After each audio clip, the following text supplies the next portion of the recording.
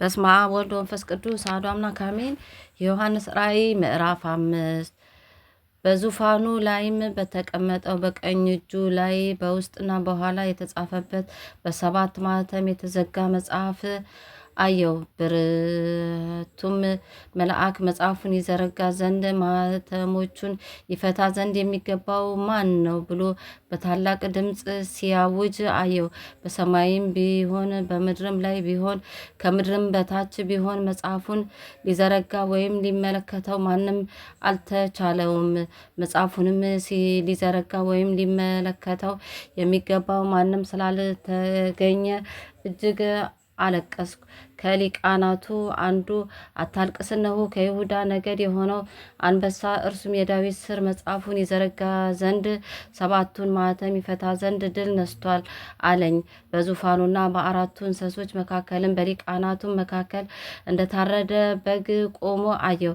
ሰባትም ቀንዶችና ሰባት ዓይኖች ነበሩት።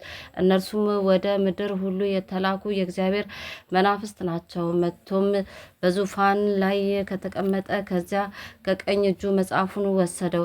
መጽሐፉንም በወሰደ ጊዜ አራቱ እንስሶችና 24ቱ ሊቃናት በበጉ ፊት ወደቁ። እያንዳንዳቸውን በገናንና የቅዱሳን ጸሎት የሆነ ዕጣን የሞላበትን የወርቅ ዕቃ ያዙ። መጽሐፉንም ትወስድ ዘንድ ማኅተሞቹንም ትፈታ ዘንድ ይገባሃል፣ ታርደሃልና በደምም ለእግዚአብሔር ከነገድ ሁሉ ከቋንቋም ሁሉ ከወገንም ሁሉ ከሕዝብም ሁሉ ሰዎችን ዋጅተ ለአምላካችን መንግስት ካህናት ይሆኑ ዘንድ አደረክላቸው፣ በምድርም ላይ ይነግሳሉ እያሉ አዲስን ቅኔ ይዘምራሉ። አየሁም፣ በዙፋኑም በእንስሶቹም በሊቃናቱም ዙሪያ የብዙ መላእክት ድምፅ ሰማሁ። ቁጥራቸውም ከአላፋት ጊዜ አላፋት ሺህ ጊዜ ሺህ ነበረ። በታላቅ ድምፅ የታረደው በግ ኃይልና ባለጠግነት፣ ጥበብም፣ ብርታትም፣ ክብርም፣ ምስጋናም በረከትም ሊቀበል ይገባዋል አሉ። በሰማይና በምድር ከምድርም በታች በባህርም ላይ ያለ ፍጥረት ሁሉ በእነርሱም ውስጥ ያለ ሁሉ በረከትና ክብር ምስጋናም ኃይልም ከዘላለም እስከ ዘላለም በዙፋኑ ላይ ለተቀመጠው ለበጉ ይሁን ሲሉ ሰማው። አራቱም እንስሶች አሜን አሉ። ሊቃናቱም ወድቀው ሰገዱ። በጉም ከሰባቱ ማኅተም አንዱን በፈታ ጊዜ አየው። ከአራቱም እንስሶች አንዱ ነጎድጓድ በሚመስል ድምፅ መጥተ እይ ሲል ሰማው። አየሁም፣ እነሆም አምባላይ ፈረስ ወጣ። በእርሱም ላይ የተቀመጠው ቀስት ነበረው። አክሊልም ተሰጠው። ድልም እየነሳ ወጣ። ድል ለመንሳት ሁለተኛውንም ማኅተም በፈታ ጊዜ ሁለተኛው እንስሳ መጥተ እይ ሲል ሰማው። ሌላም ዳማ ፈረስ ወጣ። በእርሱም ላይ ለተቀመጠው ሰላምን ከምድር ይወስድ ዘንድ ሰዎችን እርስ በርሳቸው እንዲተራረዱ ስልጣን ተሰጠው። ታላቅም ሰይፍ ተሰጠው። ሶስተኛው ማኅተም በፈታ ጊዜ ሶስተኛው እንስሳ መጥተ እይ ሲል ሰማው። አየሁም፣ እነሆ ጉራቻ ፈረስ ወጣ። በእርሱም ላይ የተቀመጠው በእጁ ሚዛን ያዘ። በአራቱም እንስሶች መካከል ድምፅ አንድ እርቦ ስንዴ በዲናር 3 እርቦ ገብስም በዲናር ዘይትና ወይንም አትጉዳ ሲል ሰማው። አራተኛው ማኅተም በፈታ ጊዜ የአራተኛው እንስሳ ድምፅ መጥተ እይ ሲል ሰማው። አየሁም፣ እነሆም ሐመር ፈረስ ወጣ። በእርሱም ላይ የተቀመጠው ስሙ ሞት ነበረ። ሲኦልም ተከተለው።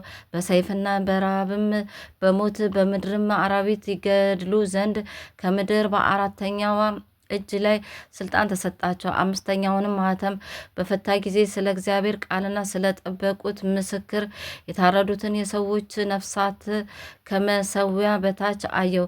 በታላቅ ድምፅም እየጮሁ ቅዱስና እውነተኛ ጌታ ሆይ እስከ መቼ ድረስ አትፈርድም? ደማችንንስ በምድር በሚኖሩት ላይ እስከ መቼ አትበቀልም? አሉ። ለእያንዳንዳቸውም ነጭ ልብስ ተሰጣቸው። እንደነርሱም ደግሞ ይገደሉ ዘንድ ያላቸው የባሪያዎችን ባልንጀራዎቻቸውና የወንድሞቻቸው ቁጥር እስኪፈጸም ድረስ ገና ጥቂት ዘመን እንዲያርፉ ተባለላቸው። ስድስተኛውንም ማኅተም በፈታ ጊዜ አየው። ታላቅም የምድር መናወጥ ሆነ። ፀሐይም እንደ ማቅ ጸጉር ጥቁር ሆነ። ጨረቃም በሞላዋ እንደ ደም ሆነ። በለስም በብርቱ ነፋስ ተናውጣ ቃሪያዋን ፍሬ እንደምትጥል የሰማይ ከዋክብት ወደ ምድር ወደቁ። ሰማይም እንደሚጠቀለል መጽሐፍ ተለያዩ። ተራሮችና ደሴቶችም ሁሉ ከስፍራቸው ተወሰዱ። የምድርም ነገስታትና መኳንንት፣ ሻለቃዎችም፣ ባለጠጋዎችም፣ ኃይለኞችም፣ ባሪያዎችም፣ ጌቶችም ሁሉ በዋሾች እና በተራሮች አለቶች ተሰወሩ። ተራሮችና አለቶችን በላያችን ወደቁ። በዙፋኑም ከተቀመጠው ፊት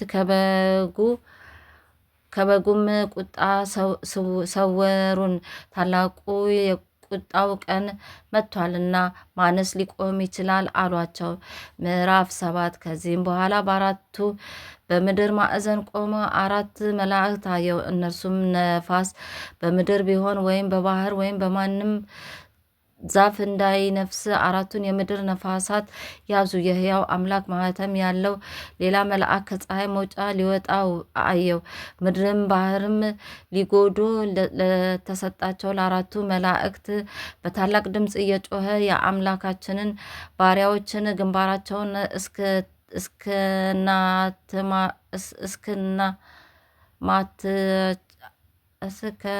እስከንትማታቸው ድረስ ምድርን ቢሆን ወይም ባህርን ወይም ዛፎችን አትጉዱ አላቸው።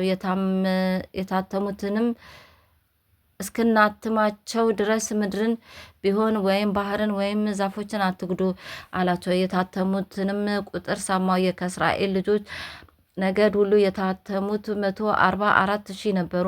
ከይሁዳ ነገድ 12,000 ታተሙ።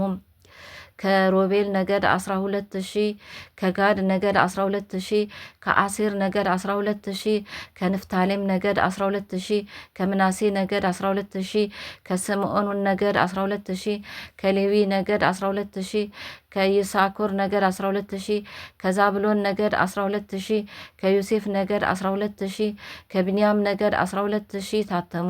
ከዚህም በኋላ አየሁ፣ እነሆም አንድ እንኳን ሊቆጥራቸው የማይችል ከሕዝብና ከነገድ ከወገንም ከቋንቋም ሁሉ እጅግ ብዙ ሰዎች ነበሩ። ነጭ ልብስም ለብሰው የዘንባባን ዝንጣፊዎች በእጆቻቸው ይዘው በዙፋኑ በበጉ ፊት ቆሙ። በታላቅም ድምፅ እየጮሁ በዙፋኑ ላይ ለተቀመጠው ለአምላካችን ለበጉ ማዳን ነው ማን አሉ። መላእክቱም ሁሉ በዙፋኑና በሊቃናቱም በአራቱም እንስሶች ዙሪያ ቆመው ነበር። በዙፋኑም ፊት በግንባራቸው ተደፉ፣ ለእግዚአብሔርም እየሰገዱ አሜን፣ በረከትና ክብር፣ ጥበብም፣ ምስጋናም፣ ውዳሴ፣ ኃይልም፣ ብርታትም ከዘላለም እስከ ዘላለም ድረስ ለአምላካችን ይሁን አሜን። ከሊቃናቱ አንዱ ተመልሶ እነዚህ ነጩን ልብስ የለበሱ እነማን ናቸው? ከወዲስ መጡ አለኝ። እኔም ጌታ ሆይ አንተ ታውቃለህ አልኩት። አለኝም እነዚህ ከታላቁ መከራ የመጡ ናቸው። ልብሳቸውንም አጥበው በበጉ ደም አነጹ። ስለዚህ በእግዚአብሔር ዙፋን ፊት አሉ። ሌሊትና ቀንም በመቅደሱ ያመልኩታል። በዙፋኑም ላይ የተቀመጠው በእነርሱ ላይ ያድርባቸዋል። ከእንግዲህ ወዲህ አይራቡም፣ ከእንግዲህ ወዲህም አይጠሙም። ፀሐይም ትኩሳትም ሁሉ ከቶ አይወርድባቸውም። በዙፋኑ መካከል ያለው በጉ እረኛቸው ይሆናልና ወደ ሕይወትም ውሃ ምንጭ ይመራቸዋልና እግዚአብሔርንም እንባዎችን ሁሉ ከዓይናቸው ያብሳል። ምዕራፍ 8 7ኛው ማኅተም በፈታ ጊዜ እኩል ሰዓት የሚያህል ዝምታ በሰማይ ሆነ። በእግዚአብሔርም ፊት የሚቆሙትን 7ቱ መላእክት አየሁ። 7 መለከት ተሰጣቸው። ሌላም መልአክ መጣና የወርቅ ጥና ይዞ በመሰዊያው አጠገብ ቆመ። በዙፋኑም ፊት ባለው በወርቅ መሰዊያ ላይ ለቅዱሳን ሁሉ ጸሎት እንዲጨምረው ብዙ ዕጣን ተሰጠው። የዕጣኑም ጢስ ከቅዱሳን ጸሎት ጋር ከመልአኩ እጅ በእግዚአብሔር ፊት ወጣ። መልአኩም ጥናውን ይዞ የመሰዊያውን እሳት ሞላበት፣ ወደ ምድርም ጣለው። ነጎድጓድና ድምፅም መብረቅም መናወጥም ሆነ። 7ቱንም መለከት የያዙ 7ቱ መላእክት ሊነፉ ተዘጋጁ። ፊተኛው መልአክ ነፋ፣ ደምም የተቀላቀለበት በረዶና እሳት ሆነ፣ ወደ ምድርም ተጣለ። የምድርም ሲሶ ተቃጠለ፣ የዛፎችም ሲሶ ተቃጠለ። የለመለመ ሳር ሁሉ ተቃጠለ። ሁለተኛውም መልአክ ነፋ። በእሳት የሚቃጠል ታላቅ ተራራን የሚመስል ነገር በባህር ተጣለ። በባህርም ሲሶ ደም ሆነ። በባህርም ከሚኖሩ ሕይወት ካላቸው ፍጥረቶች ሲሶ ሞተ። የመርከቦችም ሲሶ ጠፋ። ሶስተኛው መልአክ ነፋ። እንደ ችቦም የሚቃጠል ታላቅ ኮከብ ከሰማይ ወደቀ። በወንዞችና በውሃ ምንጮች ሲሶ ላይ ወደቀ። የኮከቡም ስም እሬቶ ይባላል። የውሃውም ሲሶ መራራ ሆነ። መራራውም ስለተደረገ በውሃው ጠንቅ ብዙ ሰዎች ሞቱ። አራተኛው መልአክ ነፋ። የፀሐይ ሲሶና የጨረቃ ሲሶ የከዋክብትም ሲሶ ተመታ። የእነዚህ ሲሶ ይጨልም ዘንድ የቀንም ሲሶ እንዳያበራ እንዲሁም የሌሊት አየሁም። አንድም ንስር በሰማይ መካከል እየበረረ በታላቅ ድምፅ ሊነፋ ያላቸው የሶስቱ መላእክት መለከት ስለሚቀረው ድምፅ በምድር ላይ ለሚኖሩት ወዮላቸው ወዮላቸው ወዮላቸው ሲል ሰማ። አቡነ ዘበሰማያት ይትቀደስ ስምከ ትምጻእ መንግስትከ ወይኩን ፈቃድከ በከመ በሰማይ ከማሁ በምድር ሲሳየነ ዘለለዕለትነ ሀበነ ዮም ወኅድግ ለነ አበሳነ ወጌጋየነ ከመ ንሕነኒ ንኅድግ ለዘአበሰለነ ኢታብአነ እግዚኦ ውስተ መንሱት አላድነን ወባልሐንም ኩሉ ኩይስ መዛአከ ይእቲ መንግስት ኃይል ወስብሐት ለዓለመ ዓለም። በሰላመ ቅዱስ ገብርኤል መልአክ ወእግዝእትየ ማርያም ሰላም ለኪ ድንግል በሕሊናኪ ወድንግል በስጋኪ እምእግዚአብሔር ጸባኦት ሰላም ለኪ ብሩክት አንቲ እማ አንስት ወብሩክ ፍሬ ከርስኪ ተፈሥሒ ፍስሕት ኦ ምልዕተ ጸጋ እግዚአብሔር ምስሌኪ ሳሊ ወጸልዩ አበ ፍቁር ወልድኪ ኢየሱስ ክርስቶስ ከመ ይሠረይ ለነ ኃጣውኢነ። ክብር ምስጋና ይሁን አንድ አምላክ ለሚሆን ለአብ ለወልድ ለመንፈስ ቅዱስ ዛሬም ዘወትርም ለዘላለሙ አሜን።